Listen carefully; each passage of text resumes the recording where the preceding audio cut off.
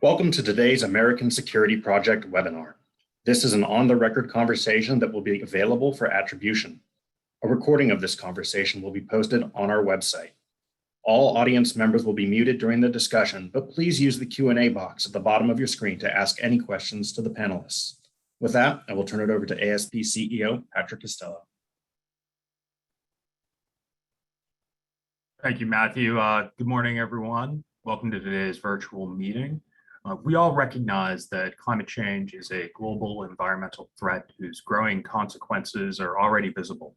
Both climate change itself and climate policies have consequences for international trade and trade policies, and the interlinkages between climate change and international trade are complex and multifaceted.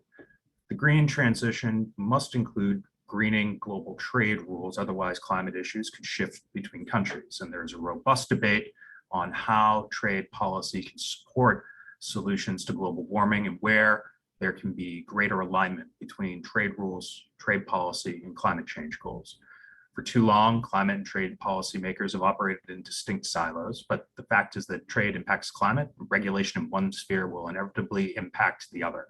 To meet our climate goals on net zero emissions, and the environment will need and require unprecedented policy coherence. Trade issues are directly relevant to climate action in many ways, and achieving our climate goals requires significant change in the organization of global value chains and the composition and geography of trade flows. Trade should act as an enabler to achieve our global goals for protecting the environment and achieving net zero. And a more sophisticated conversation about trade and climate change is vital.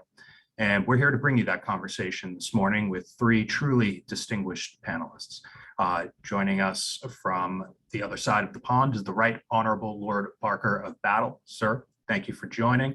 Lord Barker served in a number of senior roles in both the private sector and in government. He previously served as the Minister of State for Energy and Climate Change under Prime Minister David Cameron's government, becoming the longest serving British energy minister in a generation. He's also had a distinguished career in the House of Commons, and he's presently the high-level co-chair of the Carbon Pricing Leadership Coalition. We also have Ambassador Robert Holleyman in Washington. He is the president and CEO of Cromwell Mooring International and a partner in Cromwell Mooring International's trade and privacy and security groups. Ambassador Holleyman previously was the president of the Business Software Alliance, and he also served as a deputy United States trade representative from 2014 to 2017. And last but certainly not least, we have Ambassador Daniel Sepulveda. Ambassador Sepulveda was a Senate-confirmed ambassador in the Economic Bureau of the State Department, where he was the U.S. coordinator for international communications and information policy. In this position, he served as the vice chair of the 2016 OECD ministerial meeting on the digital economy. He also served at USTR and also did several tours up on the Hill, serving in senior capacities for Senators Boxer, Obama, and Kerry. Gentlemen, thank you for joining us. To the audience, we're going to engage in conversation at the start of the program, but I encourage you all to submit your questions via the Q&A function, and I'll weave them in where appropriate. We're honored to have the three of you joining us. So I'd just like to start with a broad question and ask each of our panelists to share their thoughts on the matter, and that is, what role does trade policy have in addressing climate change? We'll first go to you, Lord Barker, and then we'll go to Ambassador Holleyman and finally Ambassador Sepulveda. Well, thank you, Patrick, and I'm really honored to be joining this group and particularly to be part of this event for the American Security Project. For me, trade policy is the big sleeping giant of the climate debate. It's very rarely used and actually very rarely spoken about relative to so many other key elements of the low carbon revolution that we've got to see if we're going to keep global warming below 2 degrees. I mean, we're used to a enthusiastic debate about the need to deploy clean energy. We're used to about an enthusiastic debate about energy efficiency, or about the need to reduce air traffic, or the need to get off oil or fossil fuels.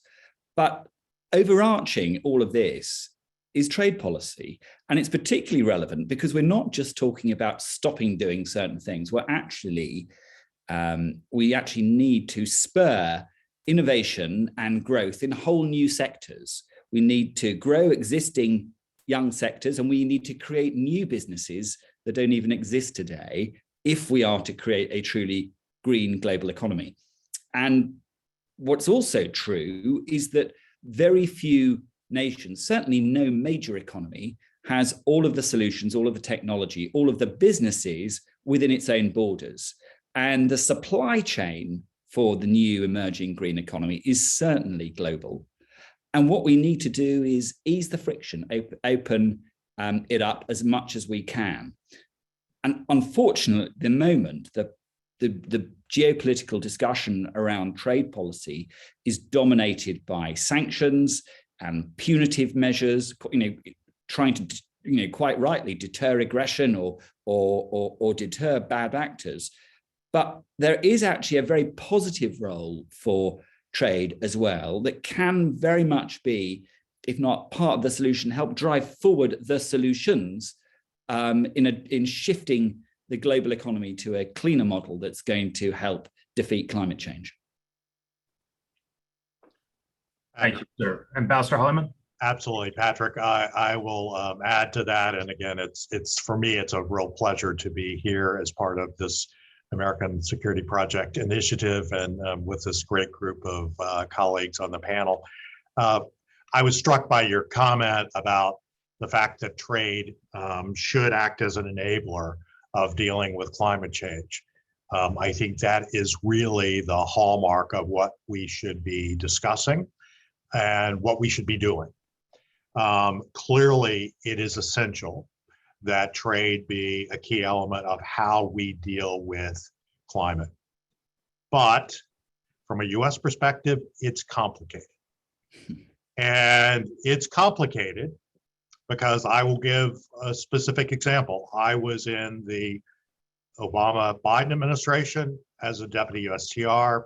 One of the projects I worked on was the Trans-Pacific Partnership, which ended up not being approved by Congress, and then President Trump withdrew the US. One of the first questions I'm asked when I talk with my progressive friends, myself as a progressive Democrat, which is, why did you guys not put something on climate in the TPP? And the answer is because we were prevented from doing that, because the authority that Congress granted us to negotiate TPP or any other trade agreement essentially said we could not come back with any binding obligations around climate. So it's not as though there was a lack of interest or a lack of desire, but the domestic political debate in the United States had essentially limited what could be done. Now, the good news is where we are now is that we know that climate is a bigger issue than ever before. And we also know that the US is not negotiating new binding trade agreements. I hope we do one with the UK. We should be doing that. But by and large, the US is not doing that because there's neither a desire on part of Congress, nor is the White House going to take on something like the TPP or smaller agreements if Congress is not going to adopt it. But out of that challenge has become an opportunity.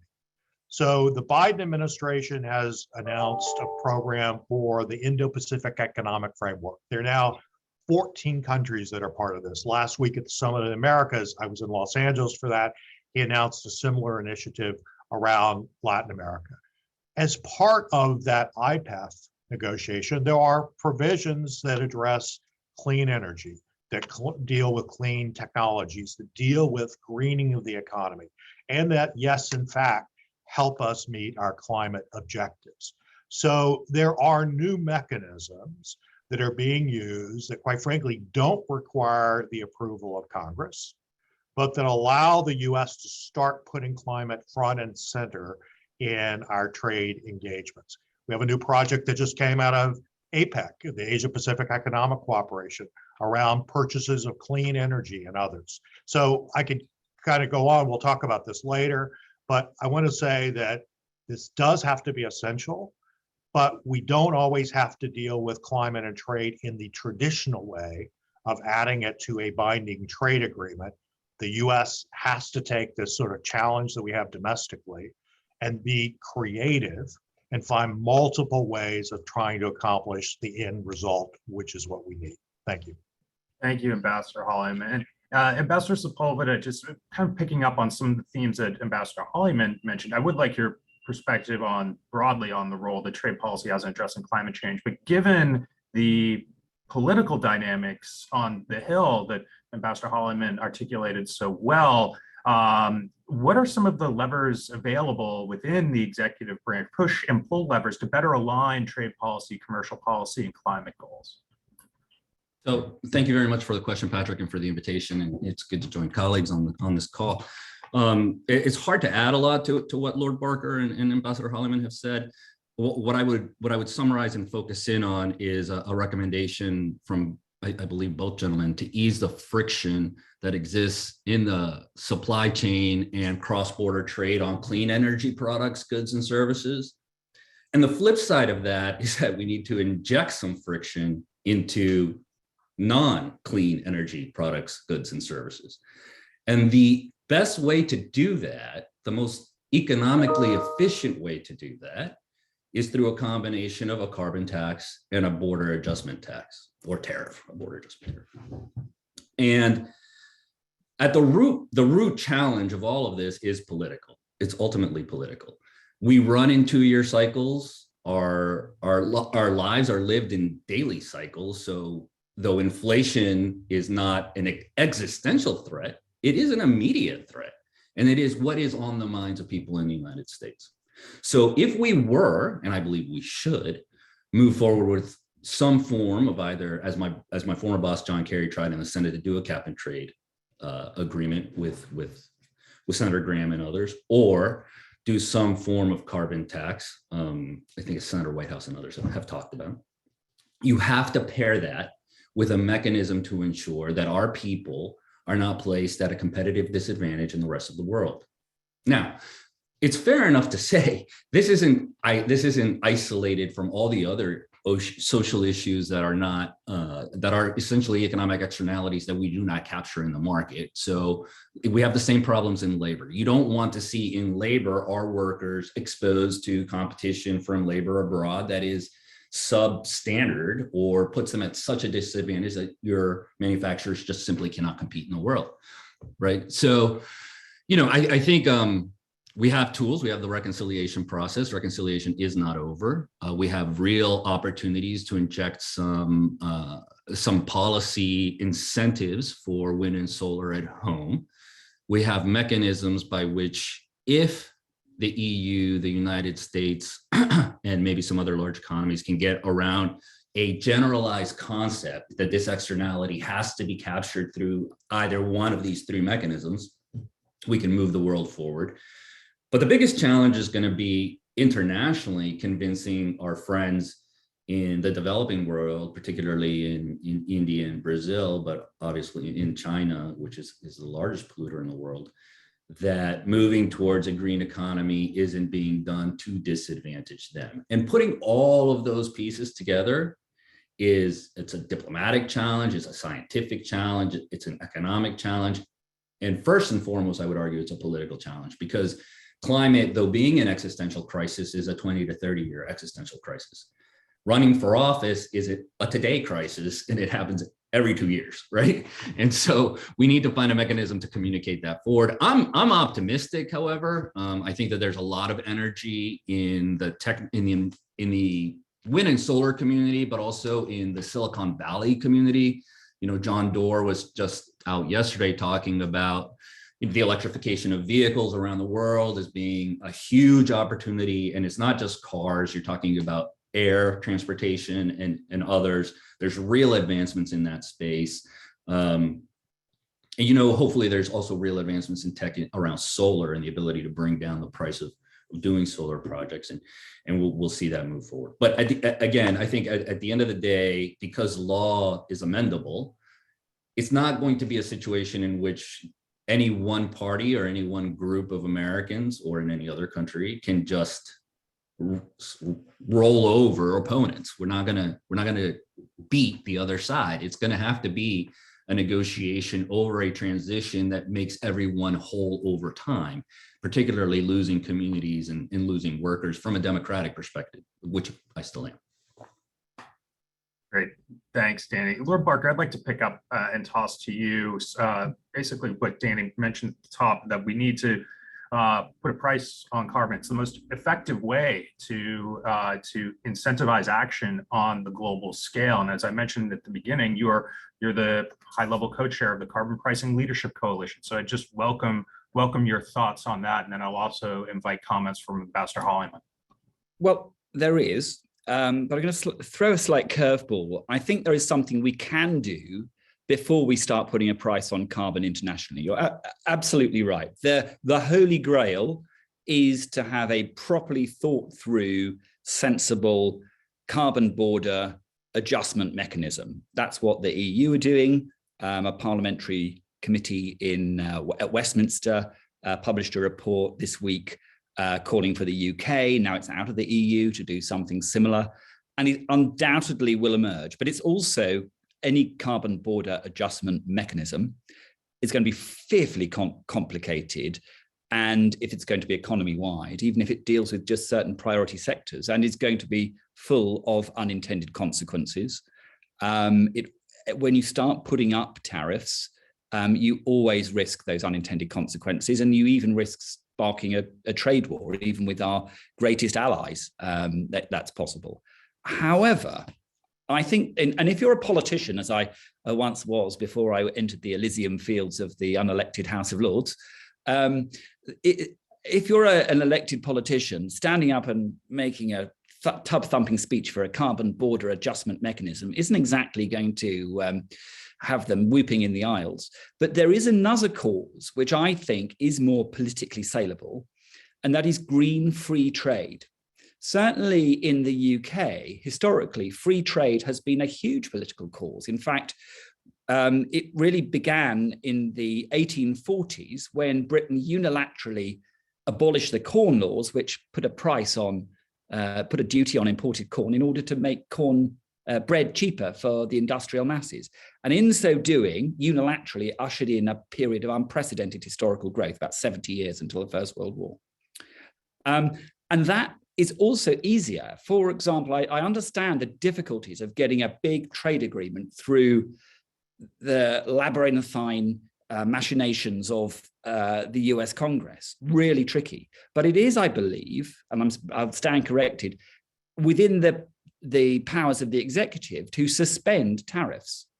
So if the administration just looked at where they could suspend tariffs most easily and effectively to reduce the cost of perhaps putting solar on a roof or buying an electric car, or looking at the supply chain of those low carbon commodities that can be substituted for high carbon commodities by American businesses and particularly industrial manufacturers, look at that global supply chain and just start unilaterally showing leadership and cutting tariffs without any guarantee of reciprocity. That is real leadership. And if you start doing that, particularly if you're the world's largest economy, you really create ripples. And then, of course, that creates a massive confidence building measure. And you can then start to layer on top of that the really important building blocks of a carbon border adjustment mechanism. But I think green free trade, I know there are people over this side of the pond and certainly in the US for whom free trade is also anathema, but there are people who still believe in free trade. I'm one of them. And I think it is something that the climate lobby need to grab hold of. I'll follow up on that and say thank you, Lord Barker, for that. I think that's very well said, including your analysis of the challenges of the U.S. political system. So we will have you as part of all these discussions around that. I think there may be two aspects of this, and I agree with much of what Lord Barker said, except I have to disagree on one point. I do not think, as a former trade negotiator, that the U.S. should unilaterally reduce tariffs without some allies as part of that effort. One, I think it would be misunderstood. Secondly, I just don't think it's the right thing for any country to do. And I'll note, again, we tried in the Obama-Biden administration to negotiate an environmental goods agreement. And that was an agreement that would have a number of the largest economies agree to reduce their tariffs on a whole series of environmentally friendly products. Again, not just because of climate, but because of the sort of broader issues around environment. We made a lot of progress. We had some initial work that we did in the APEC, the Asia Pacific Economic Cooperation Forum that the US led. We tried to create a larger group with the EU, with China, with others to get an agreement to do this. Ultimately, it fell apart because we couldn't, among the largest economies, and I'll put China at sort of the top of that list, get an agreement of reductions of tariffs across multiple areas. And so I think we should continue to press ourselves to take on these sort of initiatives. Perhaps there's a narrower scope around sort of things that are purely sort of carbon focused as opposed to broader environmentally friendly goods. But I don't think that it is something that either any politician in the United States or that the American citizens want that the US takes unilateral action while some of the largest countries or the least environmentally friendly countries kind of refuse to go along. I think it needs a coalition of like-minded countries. I suspect the US and UK, I think, can do this. I hope the US and the EU could do it, but we have to have some of the leading Asian or Latin American countries to be part of it, or in fact, it will not do enough to generate a truly cleaner environment or reduce carbon. And in fact, it will be misunderstood in our domestic economies. Thanks, Ambassador Holleyman. Danny, I do want to get your thoughts on this, whether it's a multilateral, plurilateral venue for coordinating a suspension of tariffs on various goods or sectors. Your thoughts on that broadly, and then maybe your thoughts on, are there any existing bodies where this would make sense, whether it's APEC or the OECD? So welcome your comments. Yeah, so as a slogan, I like the concept of green free trade very much because it unites two sort of political constituencies, a green constituency and a free trade constituency, who aren't always this. It's overlapping, but it's not perfectly overlapping. So there's politics in addition. The challenge on any unilateral action, to Robert's point, is that in the United States, at least, the American populace has come to the conclusion that we are no longer giving anything up for nothing. Like that, those days are gone. So the question then becomes, how do you take what is an obviously good idea from an economic perspective and make it politically workable? And there might be a place where you marry Robert's recommendation for a coalition with a green free trade idea, as well as with the concept of democracy. So if you had kind of a green free trade for free nations concept, that could also bring in the democratic nations of the developing world into that conversation. And given the resurgence of I think our Western commitment to democracy, in the wake of what's going on in Ukraine, there might be a political constituency for that over time. And actually, I think it would be a really good idea for a variety of reasons. But again, we're in a really rough political spot right now because COVID was unforeseen, because the current inflation was either unforeseen or misunderstood, and getting out of it, we don't have immediate answers for. So big, bold ideas are tough to move forward right now, but that's the tyranny of the now. Like there will be a moment that will come, and people like the gentleman that you have here are going to be a key part of the conversation, and we need to prepare for that moment when it's ripe. But I don't think the United States should wait for the world's trade politics to change before it takes action on climate. And I do think it can take unilateral action on climate, but I think it's going to have to be balanced between what we're willing to sacrifice as a people to get to a green economy and what we're going to demand from the rest of the world in terms of access to our market in order to balance that sacrifice. Thanks, Danny. Ambassador Holleyman, you wanted to weigh in briefly? Yeah, let me just sort of add the tool. I think there's a risk that I sound pessimistic. The U.S. sounds pessimistic. Obviously, Danny, correctly says we're optimistic. I just think it's a question of how do you get to the end result? And it's more complicated than in an ideal world, but that doesn't mean we don't get to the right end result. For example, I mentioned the 21 economies of APEC, of which the US is one. Just this month, we're releasing a report that my colleagues and I had some work related to, but it was a project with the Department of Energy that has come out with recommendations for all 21 economies on public-private approaches to decarbonizing power systems in APEC. And so that alone is not going to solve the climate problem, but it does show how US Department of Energy, the US government are working through a system that has 20 other economies to put these ideas out on the table, including the important role of the private sector in helping drive decarbonization and more clean power. So that's an example that I think is then rippling through these IPEF agreements, the Latin America agreement, all the acronyms. It's not as easy as it would be if the Biden administration could simply adopt, with Congress's support, a strong means of addressing climate through trade. But it is what's real.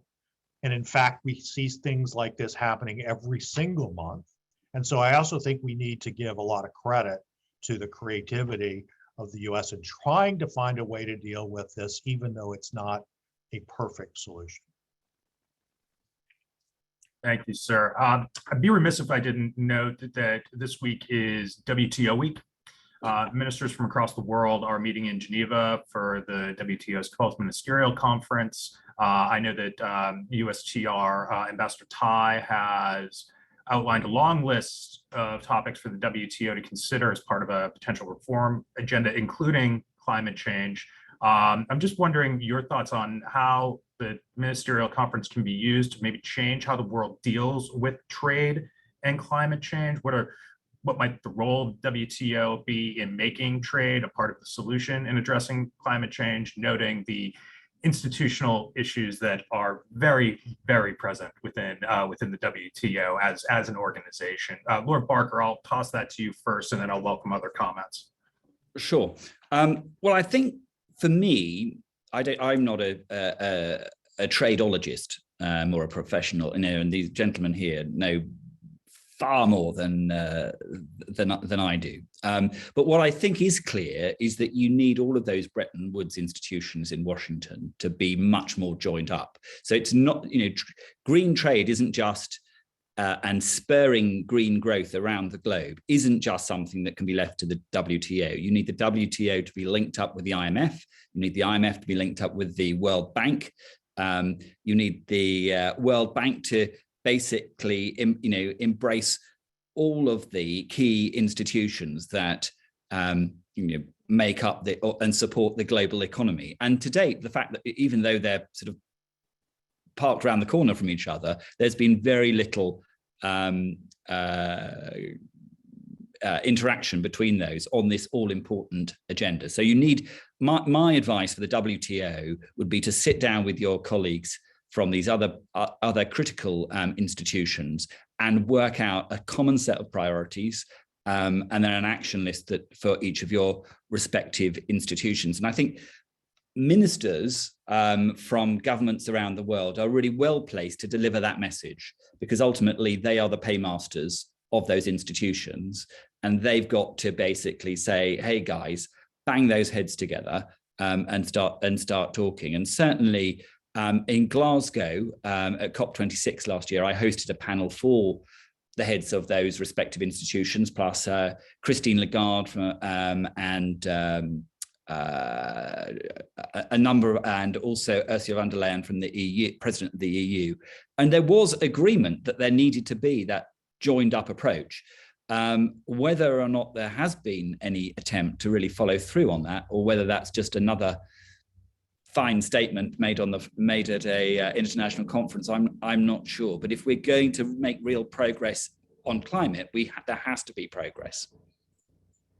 Thank you, sir. I get your point on the need for a more joined up approach, everyone to be rowing in the same direction, so to speak. Ambassador Holleyman, I'd welcome your thoughts just on what's going on in Geneva now, but more broadly on ways to align the vision and efforts of the various Bretton Woods institutions. Sure, thank you. Yeah, look, I think that there are a lot of challenges in WTO. And if we could get the WTO to take on climate, that would be a huge success. I think we're not going to get that anytime soon. We're still struggling on things like as seemingly basic as getting an agreement around for countries to stop subsidizing overfishing, which is an issue that we've known about for a long time. And there are divisions among countries in the US wanting to do that. And the EU is also a challenge in sort of not wanting to get rid of all the subsidies they provided. So I think even these things, without sort of pointing fingers, to the notion that if we find it difficult to deal with overfishing, we're not going to get a solution through the WTO that deals with climate. Or maybe I could say it in reverse. Let's get a deal on overfishing and eliminating subsidies that support overfishing and overharvesting. And then maybe as a proof point, we can start working the chain to be able to do things like climate. But what I think we can get is if you look at the US-EU Trade and Technology Council, one of the things that we've agreed to do with the EU there is to work on sort of climate-related issues and green-related issues. So yes, there are multiple ways to achieve this. I don't think that the WTO will be a solution for climate, but what we do need to find are solutions that countries can adopt that are not inconsistent with WTO obligations, which is one of the binding elements for all of us to figure out whether it's a border adjusted carbon tax, how you do those taxes in a way that don't violate WTO obligations. And you can do that.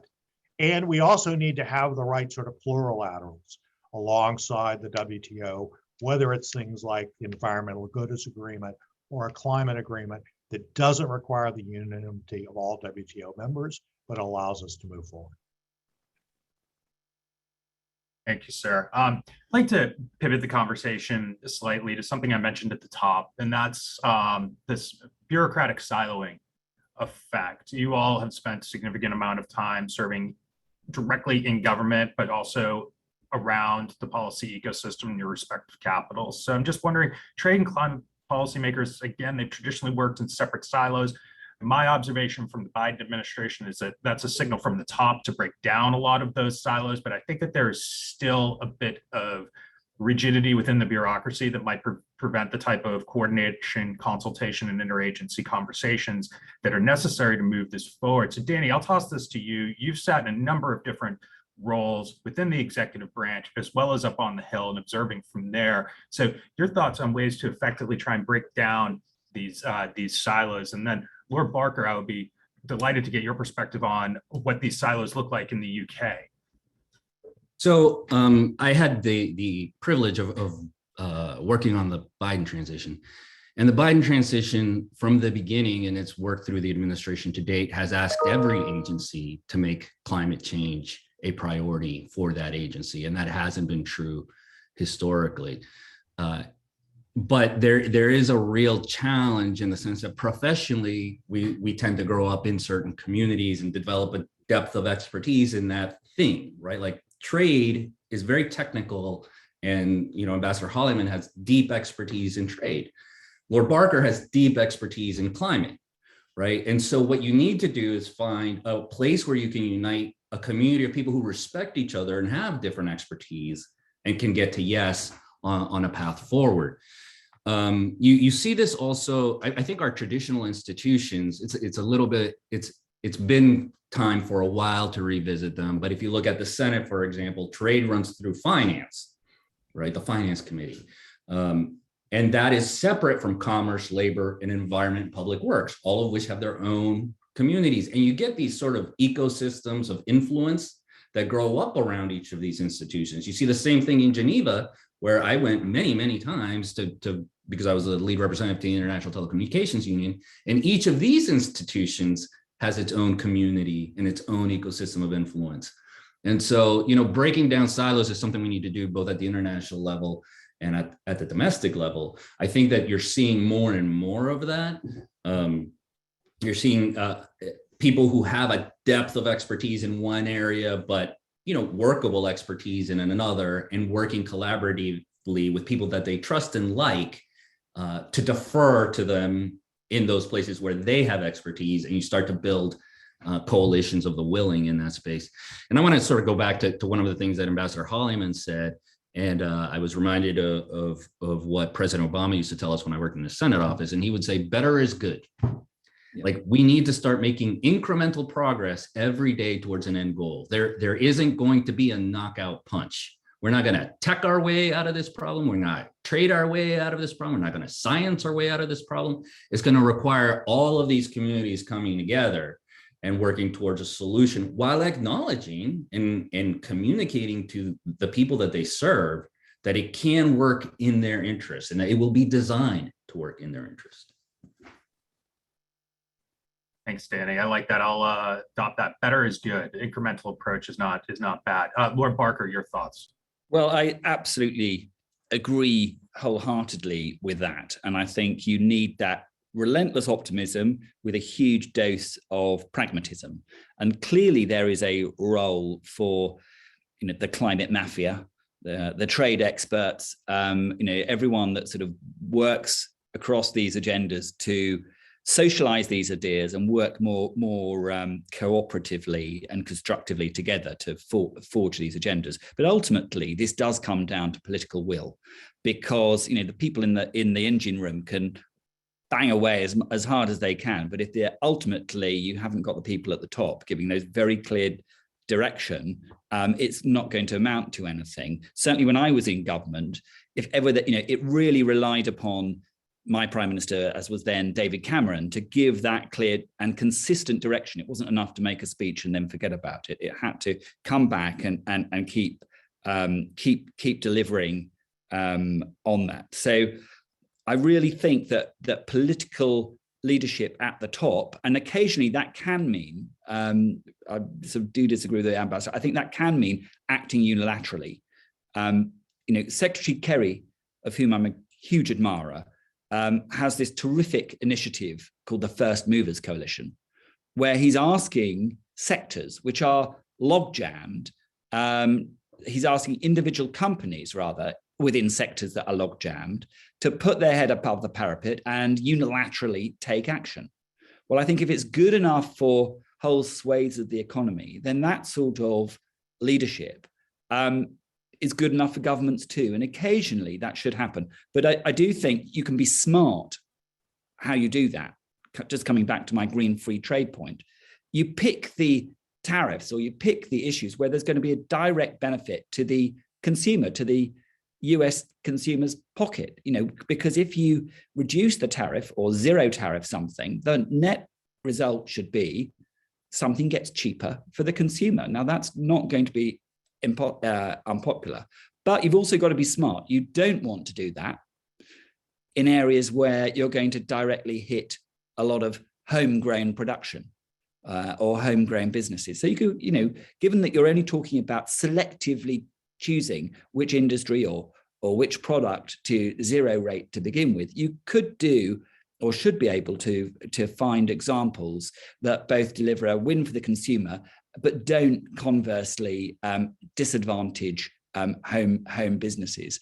I certainly found that when I was a minister, and I was making the case for lower tariffs, slightly controversially, on Chinese-made solar PV, because we had no PV industry in the UK, and the EU moves to put up tariffs on Chinese PV was simply, all they were doing was just pushing up the cost of installation for UK homeowners. And I had a right old argument with the Trade Commissioner then, who accused me of undermining his efforts on free trade. And I remember saying to him, Commissioner, I'm a British Conservative. We invented free trade And we've fought wars with the Chinese over free trade, admittedly free trade of opium back in the 19th century. And we're not very proud of that. But nevertheless, ultimately, you've got to be pragmatic about these things and pick those issues and pick those products where there is a smart net benefit and the consumer can see the advantage of it.